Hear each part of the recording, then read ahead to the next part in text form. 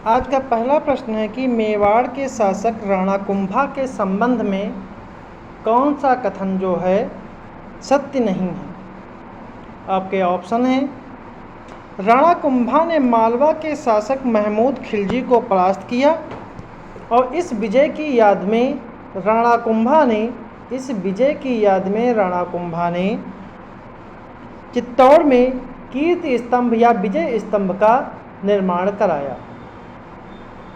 कीर्ति स्तंभ या विजय स्तंभ का निर्माण कराया। ठीक है। और तीसरा है कि यह एक महान संगीतकार और कुशल तबला वादक भी था। या फिर डी ऑप्शन, इसके सभी कथन जो हैं वो सही हैं। जो इसका सही जो आंसर है वो आपका है डी ऑप्शन, मतलब इसके सभी कथन जो हैं वो पूर्णतया सही हैं। ठीक है, मेवाड़ के शासक राणा कुंभा के बारे में। अगला प्रश्न है, नीचे दिए गए कथनों पर विचार कीजिए कि कैंड्यू तथा स्टैम्प ने 18 सेंटीग्रेड की समताप रेखा के आधार पर भारत को दो प्रधान जलवायु प्रदेशों में बांटा है और दूसरा है भारत को कुल 11 जलवायु प्रदेशों में परिसीमित किया गया है। तो कौन सा कथन सही है? केवल एक, केवल दो, दोनों या फिर दोनों नहीं। जो इसका सही जो आंसर है वो आपका है सी ऑप्शन, कि इसके दोनों कथन जो हैं वो सही हैं। क्योंकि कैंड्यू और स्टैम्प ने 18 सेंटीग्रेड की समताप आधार रेखा के पर जो कर्क रेखा का अनुसरण करती है, भारत को दो प्रधान जलवायु प्रदेशों में बांटा है।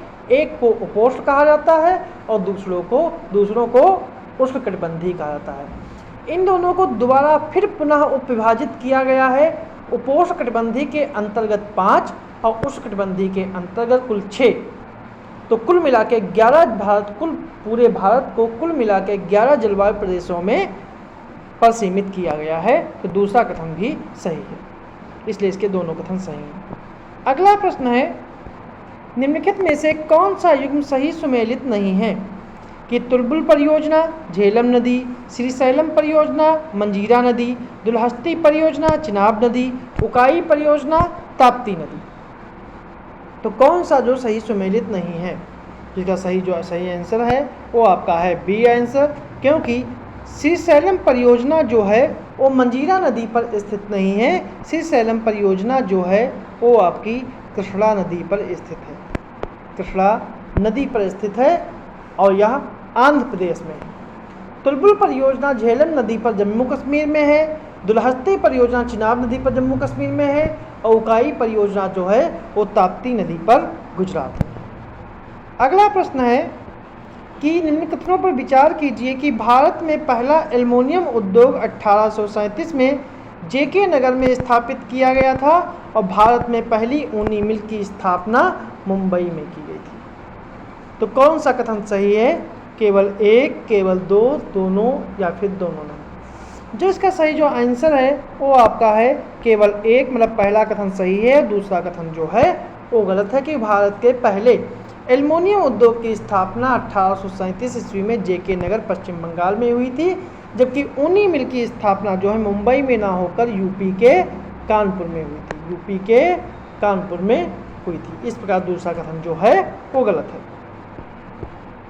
अगला प्रश्न है, निम्नलिखित में से कौन सा कथन सही नहीं है? कि कपास के उत्पादन में गुजरात का प्रथम स्थान है, सोयाबीन के उत्पादन में महाराष्ट्र का प्रथम स्थान है, मूंगफली उत्पादन में राजस्थान का प्रथम स्थान है और नारियल उत्पादन में केरल का प्रथम स्थान है। तो इसका सही आंसर क्या है ये आपको बताना है। तो इसका सही जो आंसर है वो आपका है सी ऑप्शन। मूंगफली उत्पादन में राजस्थान का जो है वो प्रथम स्थान नहीं है। कि मूंगफली उत्पादन में प्रथम स्थान जो है वो गुजरात का है। प्रथम स्थान जो है वो गुजरात का है। राजस्थान का जो है वो दूसरा स्थान है मूंगफली उत्पादन में। ठीक है। अगला प्रश्न है, निम्नलिखित कथनों पर विचार कीजिए कि पर्थ शहर ऑस्ट्रेलिया की राजधानी है। कालगुरली और कूलगार्डी पूर्वी ऑस्ट्रेलिया में स्थित सोने की प्रसिद्ध खाने हैं। तो कौन सा कथन सही है केवल एक, केवल दो, दोनों या फिर दोनों नहीं। जो इसका सही जो आंसर है वो आपका है ए ऑप्शन कि केवल एक सही है कि पर्थ शहर जो है वो ऑस्ट्रेलिया की राजधानी है और पर्थ जो है वो आपका स्वान नदी पर स्थित है। जबकि कालगोरले और कूलगार्डी जो हैं वो पूर्वी ऑस्ट्रेलिया में नहीं हैं, ये पश्चिमी ऑस्ट्रेलिया में स्थित सोने की खानें हैं। इसलिए पहला कथन सही है और दूसरा कथन जो है गलत है। अगला प्रश्न है, निम्नलिखित कौन सा युग्म सही सुमेलित नहीं है? देश और राजधानी के संबंध में Zambia, Lusaka, Botswana, Windhoek, Nigeria, Abuja, Morocco, Rabat. जो इसका सही सुमेलित है वो है, सुमेलित नहीं है वो आपका है बी ऑप्शन बोत्सवाना। बोत्सवाना की राजधानी जो है वो विंडहॉक नहीं है। बोत्सवाना की राजधानी जो है वो गैबोरोन है। बाकी जो है वो सही सुमेलित है। अगला प्रश्न है, बोर्नियो द्वीप के संबंध में निम्नलिखित कथनों पर विचार करें कि यह विश्व का चौथा सबसे बड़ा द्वीप है। यह द्वीप राजनीतिक रूप से 3 देशों इंडोनेशिया, मलेशिया और तिमोर लेस्ते में विभाजित है। केवल एक, केवल दो, दोनों या फिर दोनों नहीं। जो इसका सही जो आंसर है वो आपका है डी ऑप्शन, ना तो एक ना ही दो। ऐसा इसलिए बोर्नियो शहर जो है वो विश्व का तीसरा सबसे बड़ा द्वीप है और राजनीतिक दृष्टि से यह इंडोनेशिया, मलेशिया और तिमोर लेस्ते नहीं ब्रुनेई देशों में विभाजित है। इसलिए इसके दोनों कथन जो हैं गलत है। अगला प्रश्न है, नीचे दिए कौन से प्रदूषक जल को अम्लीय बनाने के लिए प्रमुख रूप से उत्तरदायी हैं?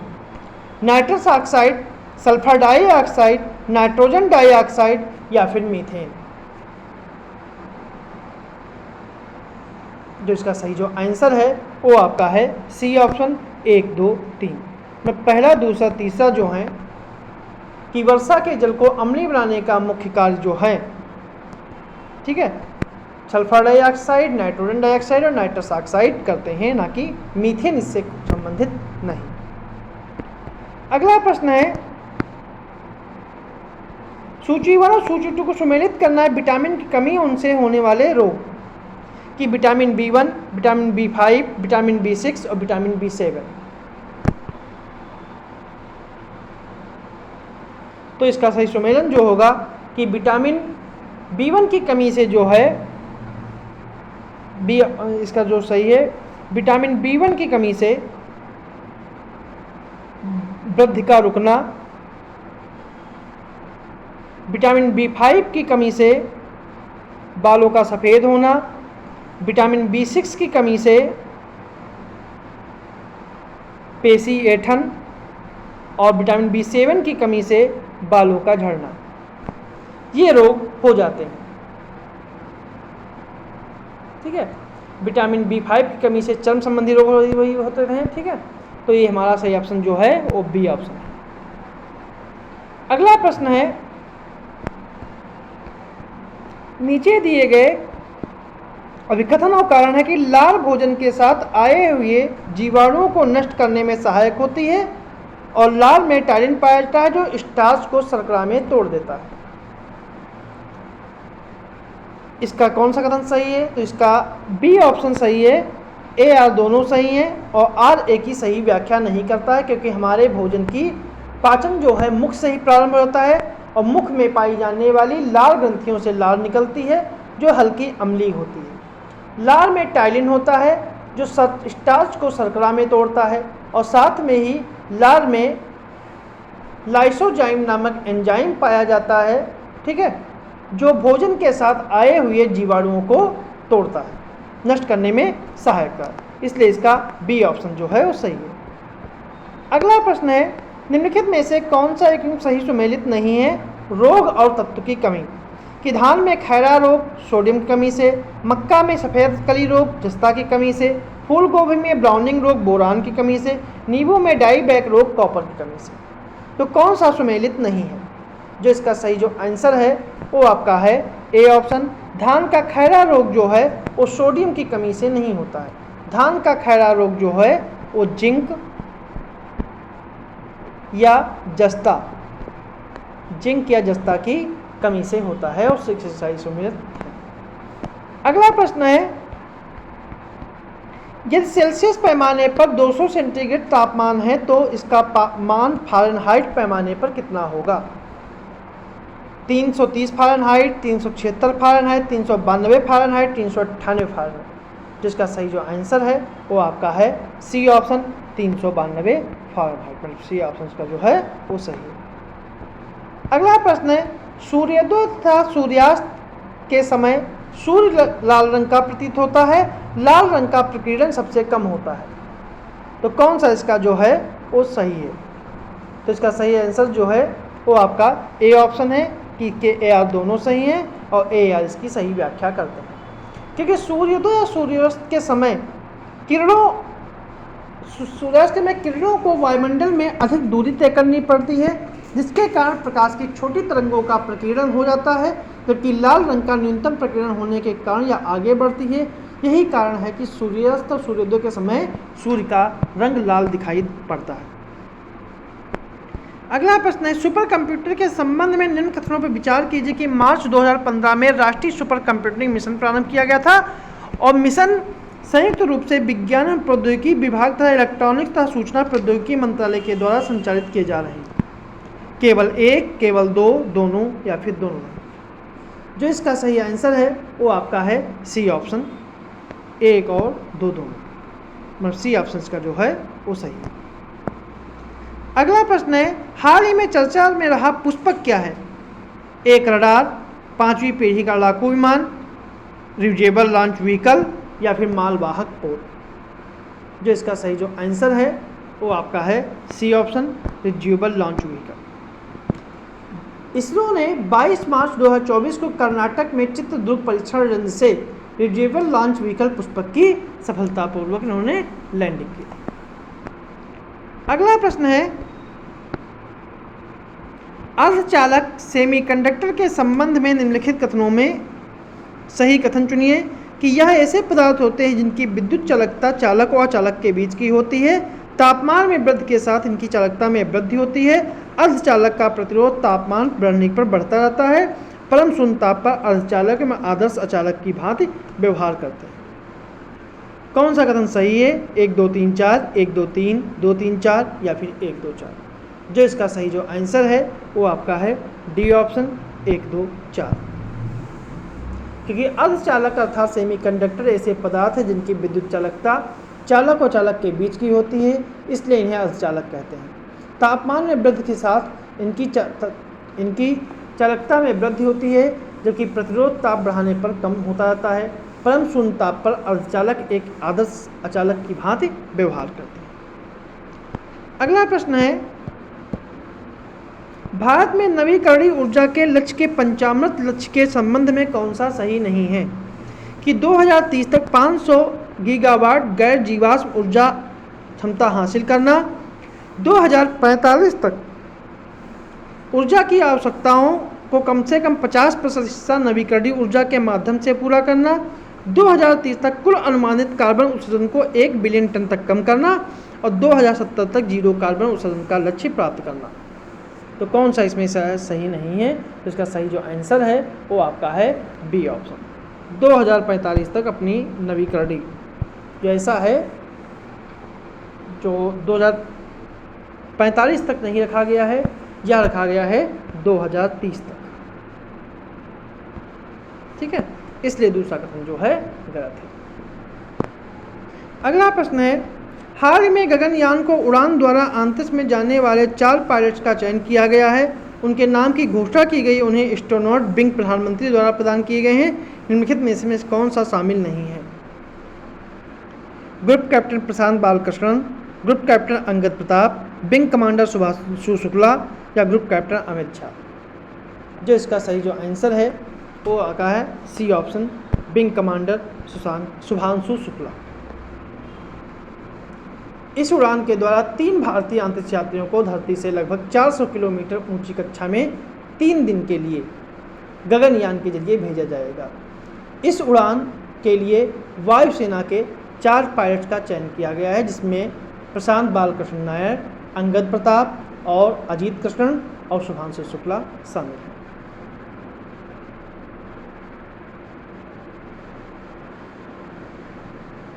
ठीक है, इसमें 3 को भेजा जाएगा और 4 शामिल हैं, 3 को भेजा जाएगा।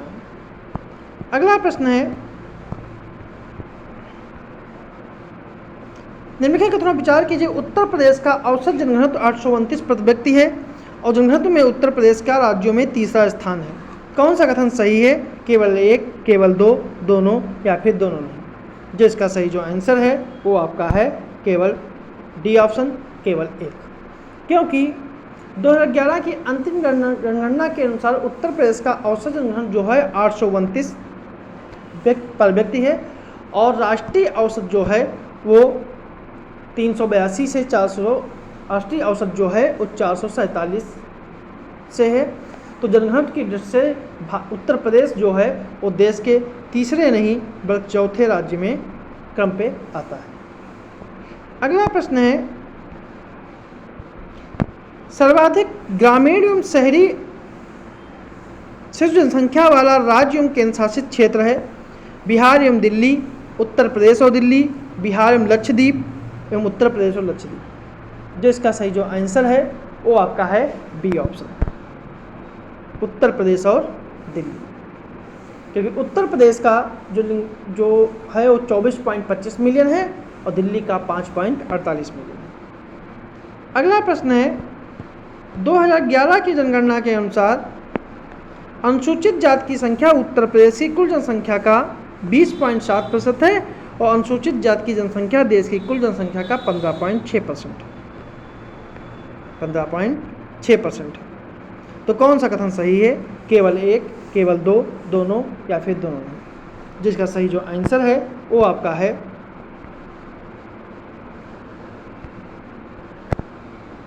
बी ऑप्शन, केवल 1। क्योंकि 2011 के अंतिम गणना के अनुसार उत्तर प्रदेश में अनुसूचित जातियों की संख्या 4,13,57,608 है, जो उत्तर प्रदेश की कुल जनसंख्या का 20.7% है।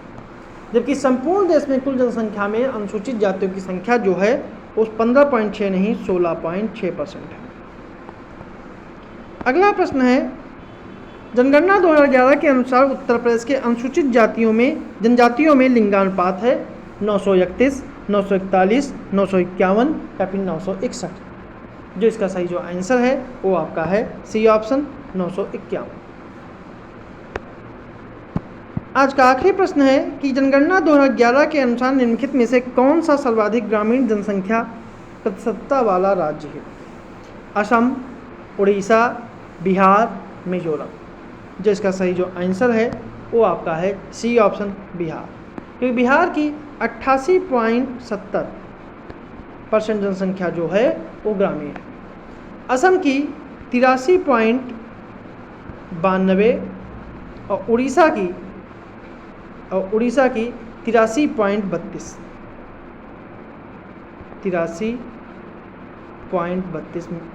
जनता % जो है वो ग्रामीण। तो ये थे हमारे आज के कुछ प्रश्न।